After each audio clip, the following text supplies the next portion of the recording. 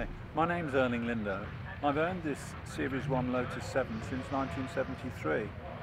By then it was quite old really, because it was first constructed in 1959 by the first owner, Mr. Alan Day, who raced it in 1960 and 61.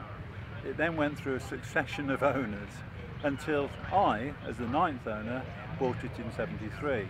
At that point it had lost its original side valve Ford engine and 3-speed box and had got what was very fashionable, a 1558 Ford and a 2000 E3 rail box half installed, which I finished.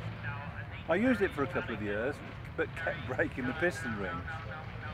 And then I went to Castle Donington to the newly reopened circuit on a Lotus day with a friend in his Lotus 11.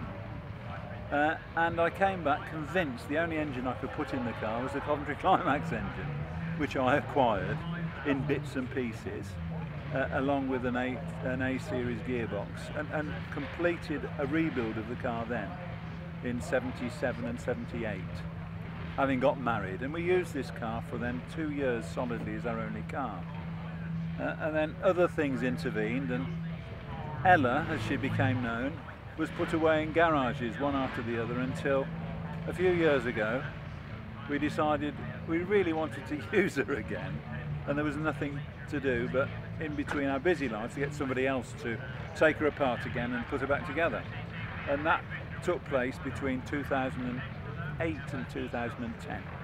And since then we've used her all year round and been all over the place, you know. And she's now got hand controls, which is quite unique, and a wheelchair carrier, and an automated clutch.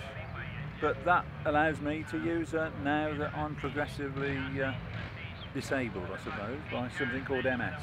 But that's just a bloody nuisance, because life's for living and having fun. And that's what the 7's all about.